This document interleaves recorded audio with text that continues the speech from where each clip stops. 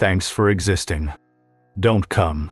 I stared at my phone screen, willing those 6 words to rearrange themselves into something, anything, that didn't feel like a knife to the chest.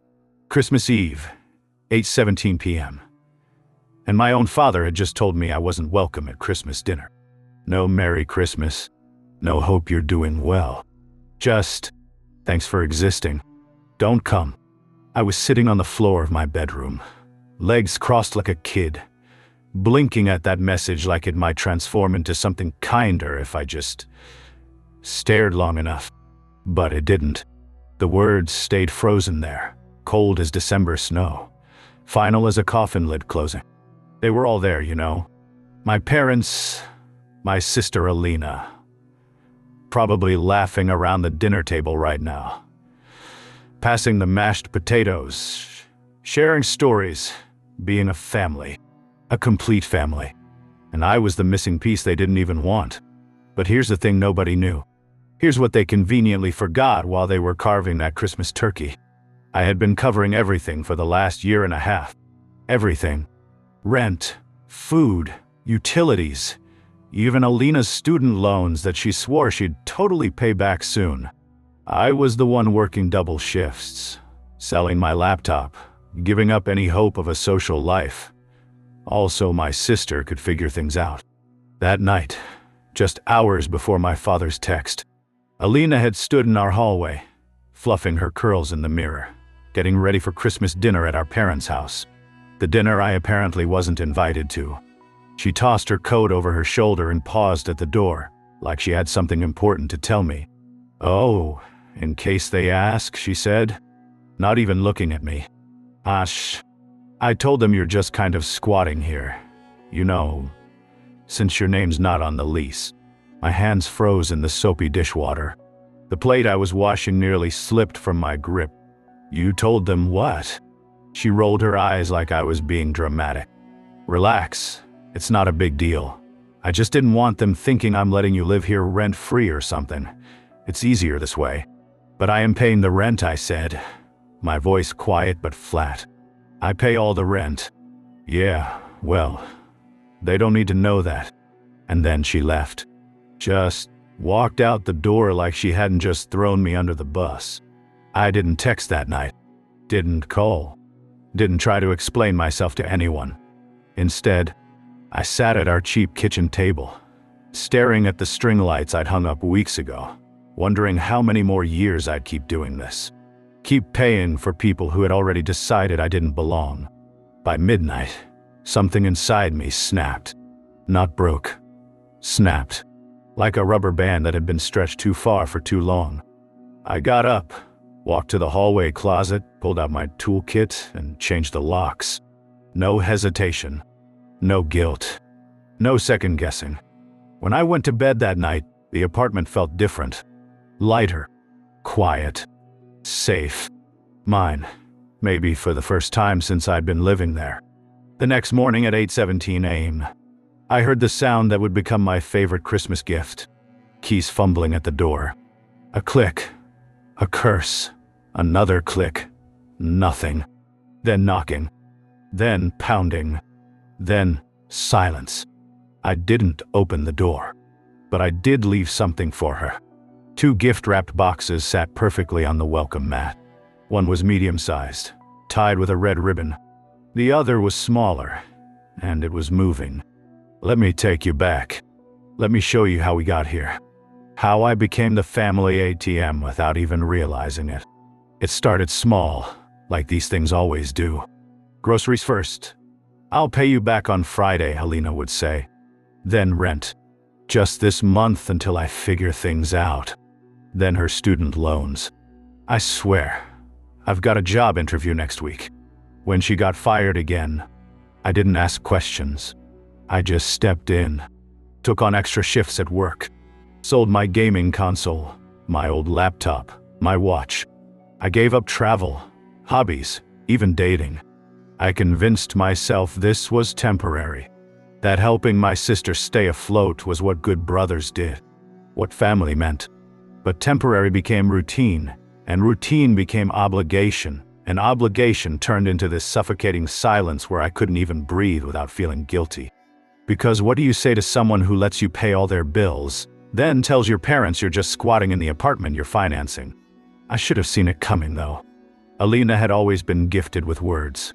She knew how to twist every situation just enough to make herself the victim and me the nuisance. As kids, she cried her way out of everything. Broken vases, failed tests, stolen Halloween candy. As adults, she cried her way into everyone's wallets, especially our parents. To them, she was the creative soul, a little chaotic.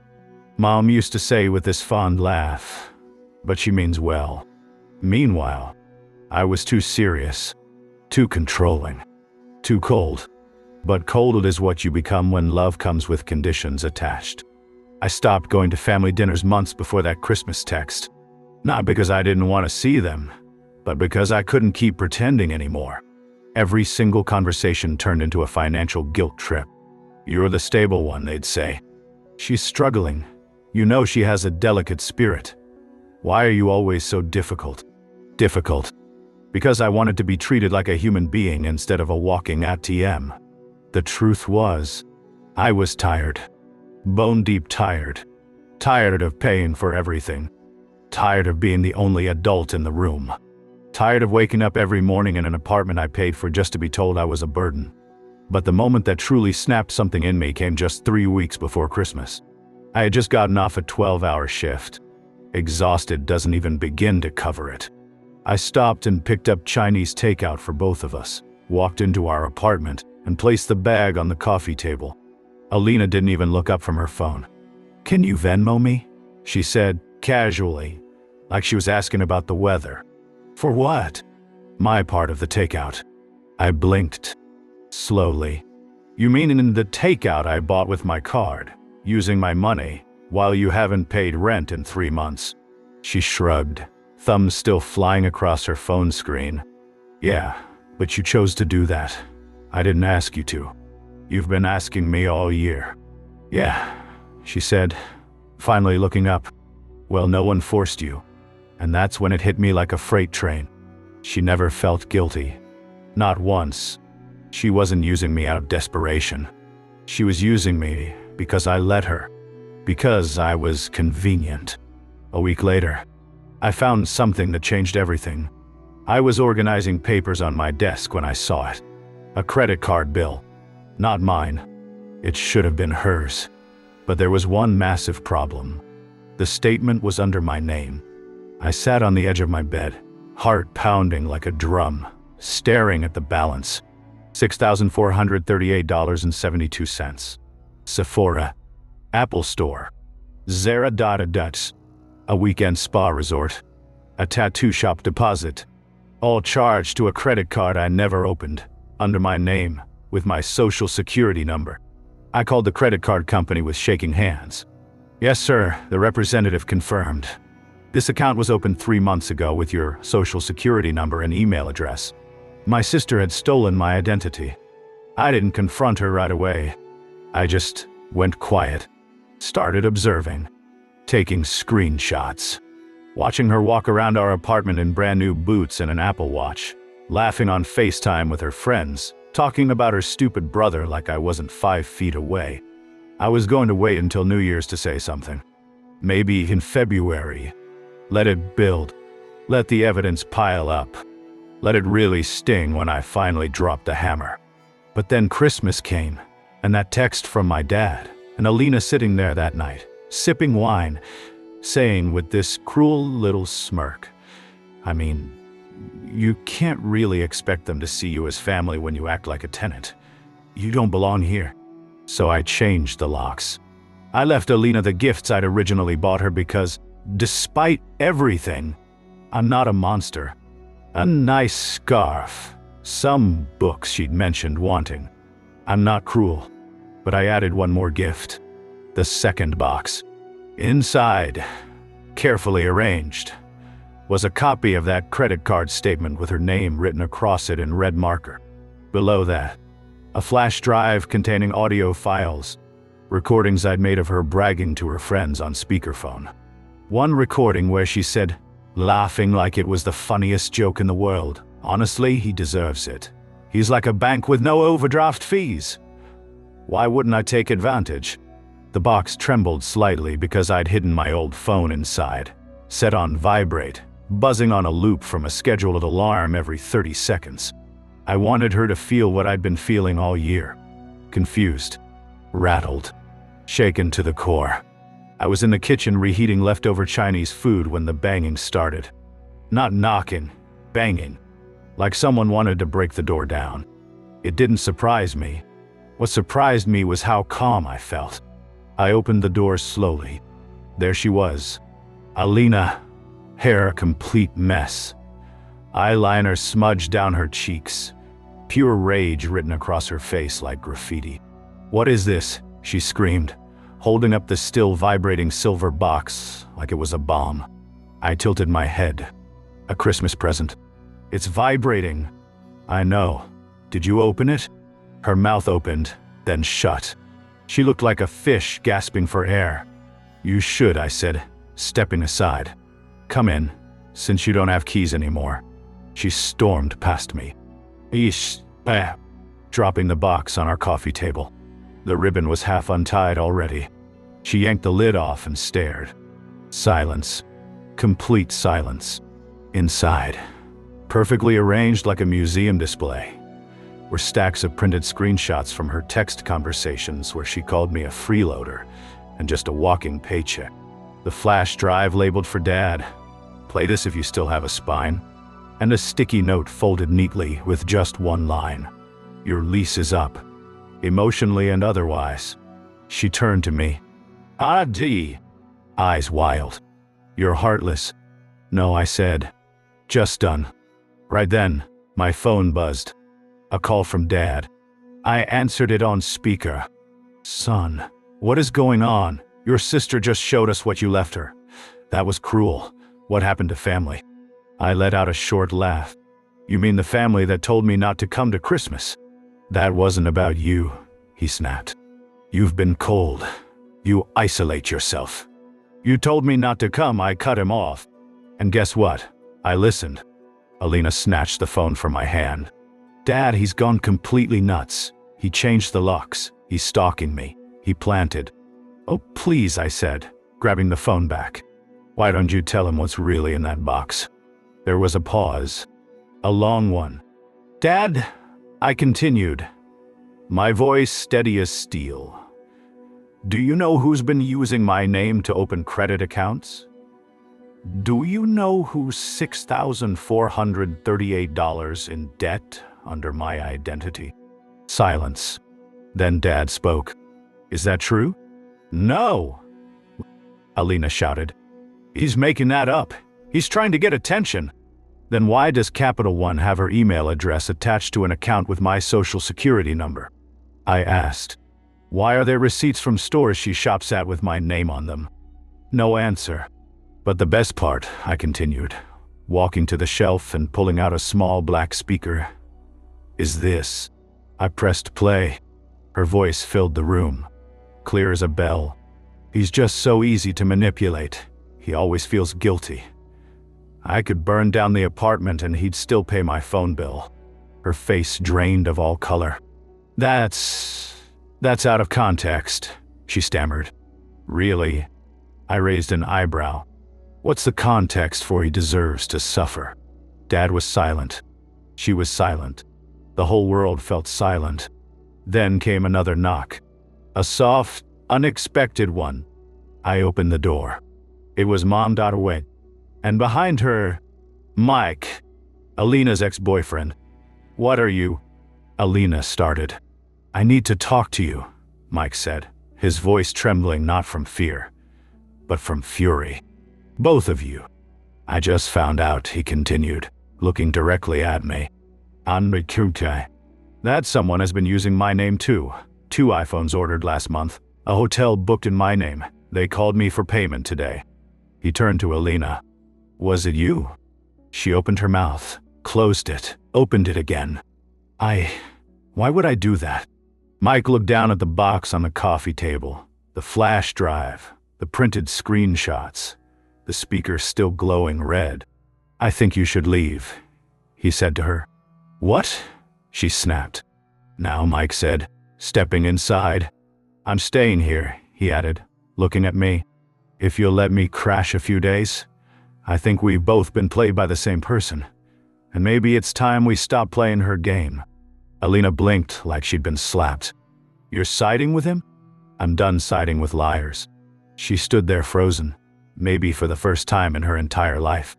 No script, no fake tears, no one left to manipulate. Just silence. "Don't worry," I said, tossing her coat from the chair. "Your things are in the hallway, right next to the trash. Feel free to guess which is which." She left. No more threats. No more guilt trips. Just footsteps down the hall and the sound of the elevator closing. The morning after Alina left, the silence in my apartment wasn't empty anymore. It was earned. I stood in the kitchen holding a mug of reheated coffee, watching the steam rise in lazy spirals. I expected to feel guilt, maybe regret, but there was nothing like that. No ache in my chest. No second guessing. Just peace. Mike was still asleep on the couch, snoring softly under a blanket I'd tossed him the night before.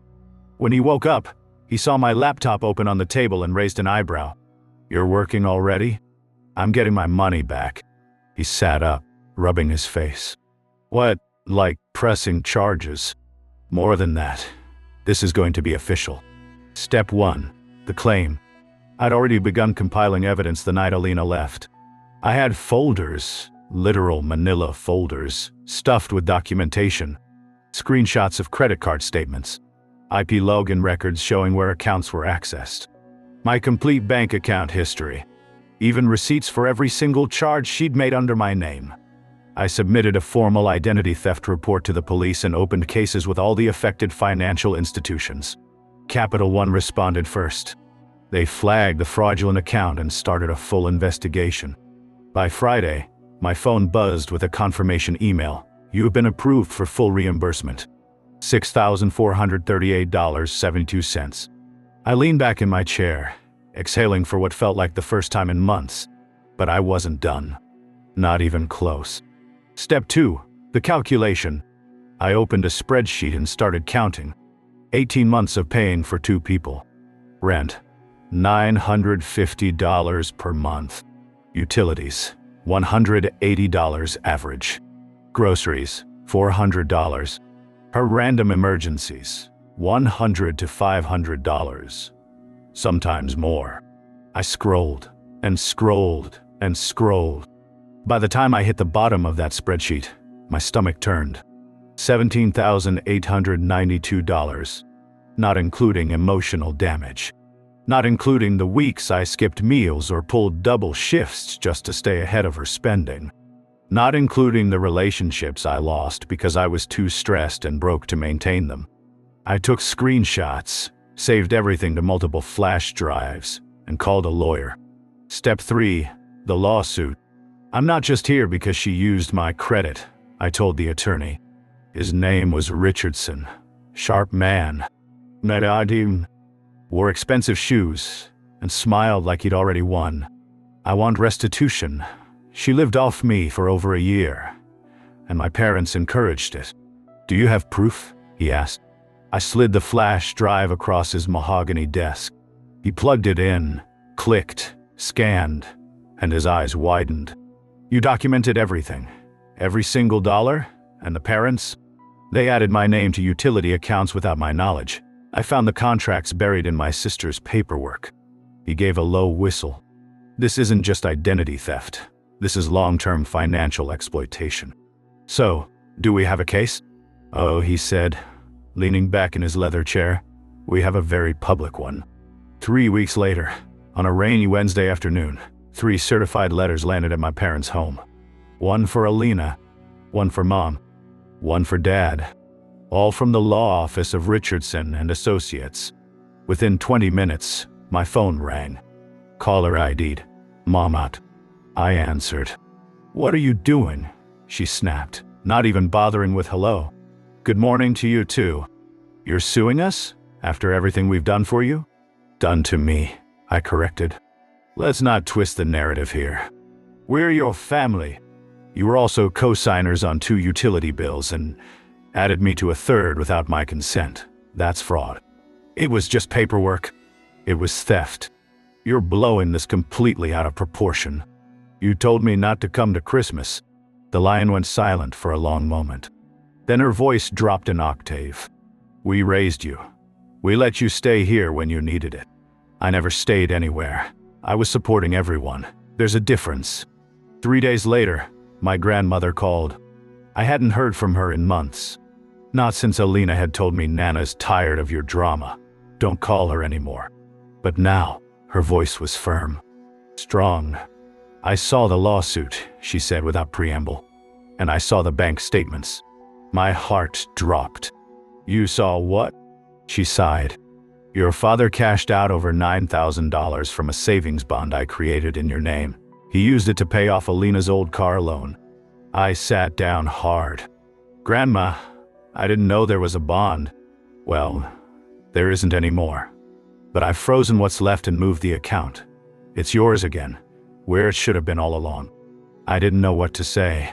Then she added, also, I've rewritten my will. You'll be receiving my house when the time comes. I know you'll do what's right with it. Nana? Why? Because, she said, and I could hear the smile in her voice, you're the only one who never asked me for anything. And you're the only one who kept receipts. The day of the hearing. Alina came in wearing beige like she was auditioning for sympathy. Mom wore all black like she was attending a funeral. Dad didn't make eye contact with anyone. My lawyer laid it all out. Page after page of bank statements. Audio recordings. Text message screenshots. Credit card fraud. Power of attorney misuses. False account openings. Savings bond violations. Alina tried to cry. The judge wasn't impressed. Mom claimed early onset confusion about the financial documents. The judge wasn't buying that either. Dad just looked tired, defeated. But the judge wasn't tired at all. Ma'am, is it true you listed your son's name on financial documents without his explicit consent? She asked my mother. I mean, it was family. Yes or no, ma'am? Silence. Yes, Mom finally whispered. The ruling came quickly. $13,000 in restitution. All fraudulent debts cleared from my credit report. Court costs covered. And formal warnings placed on all their credit files. 2 weeks after the court ruling, I got a letter. Handwritten. No return address. Alina's writing. I recognized it instantly. You happy now? You made your point. Inside, folded in half, was a photograph. Me and her as kids, sitting under our Christmas tree. Maybe I was 8. She was 6. She was clinging to my arm like I was the only thing keeping her balanced in the world. I stared at our faces, at the way she looked at me back then, like I was her hero. I grabbed a pen. On the back of the photo, I wrote one line. You let go first. Then I burned it. It's funny what silence sounds like when you've actually earned it. 3 months after the court ruling, I still hadn't heard a single word from my parents. No texts. No calls. Not even a birthday card. And you know what? Good. I no longer had to explain myself to anyone. No more proving I wasn't a disappointment. No more you should understand how hard your sister has it. No more you're the stable one. We need you to be responsible. My life finally belonged to me. I stayed in the same apartment, but for the first time, it actually felt like mine. The kind of place where you open the fridge and everything inside belongs to you. Not to someone who called you a squatter behind your back. Where the air feels still instead of heavy with unspoken tension. Where no one hijacks your Wi-Fi, clogs your sink, or leaves passive-aggressive notes about groceries they didn't pay for. It was the same walls, same couch, same view from the window. But the silence was brand new. The peace was unfamiliar. Quiet. Powerful. Sometimes people ask me, "And wasn't it hard? Wasn't it cruel to cut off your whole family?" And my answer is always the same. It was necessary. I spent so many years shrinking myself to fit their comfort. Smiling through insults. writing checks instead of setting boundaries, letting them call me selfish for not giving them everything, while they gave me nothing but guilt. The real cruelty was how long I let it happen. When I finally stopped playing the obedient son and the generous brother, I saw the truth. They didn't miss me. They missed what I gave them. The money, the stability, the safety net, the scapegoat. They missed their ATM. One afternoon in May, I opened my email to find a message from a name I didn't recognize. The subject line read, "Your sister isn't doing well." It was from a woman named Tessa, apparently one of Alina's old friends. The message was short, cold. She's couch surfing, lost her job again, says you ruined her life. Thought you'd want to know. I stared at the screen for a long time. Then I hit delete. Not because I didn't care, but because caring isn't the same as going back. Compassion doesn't require self-destruction. One random Tuesday, I ran into my dad at a gas station. We locked eyes across the pump. He looked older, smaller, like someone who had finally run out of excuses. He approached slowly, not with anger, but with this strange sort of shame. "You look good," he said quietly. I nodded. He looked down at the concrete. "You know your mother's still angry." I stayed quiet. "She says you ruined Christmas." I raised an eyebrow. "That's funny. She started it with, 'Don't come.'" I just listened. He sighed deeply. "Family fights, son." "No," I said. "Families fight for each other. You fought for Alina. You never fought for me." He didn't have a response to that. He just stood there, waiting for me to give him a way back in. I didn't. I got in my car, drove away, and it felt like peace. Let me make something crystal clear. This wasn't about vengeance. This wasn't about punishing anyone. This wasn't even about proving that I was right, even though I was. This was about letting go. Letting go of a system where love meant transactions. Letting go of the guilt that was never mine to carry. Letting go of the version of myself that begged to be seen, heard, valued. I didn't set out to destroy my family. I just stopped destroying myself to protect them. People like Alina, people who take and blame and twist reality, they survive because others keep absorbing the impact. I stopped absorbing, and the whole machine fell apart. Not because I broke it, but because I walked away. And for the first time, the first real, soul-deep time, I felt alive. 2 weeks ago, I got a package. No return address. Inside was a simple white envelope. And inside the envelope, one single photograph. It was me and Ellie, Alina's daughter. She was maybe 4 years old, sitting on my shoulders, laughing, gripping my face with her tiny hands. On the back of the photo, in shaky, unfamiliar handwriting, "I'm sorry for how my mom treated you. Thank you for everything. Ellie." I stared at those words until they blurred. I still don't know how she got my address. Maybe through my grandmother. Maybe through some cosmic intervention. But that one note, that single sentence from a child who barely knew me, May 1 May, it made everything worth it. I keep that photo now in my desk drawer. Not because it ties me to the past, but because it reminds me of something important. Walking away doesn't mean you stop loving. It means you start loving yourself more. And that's not revenge. That's freedom. The end.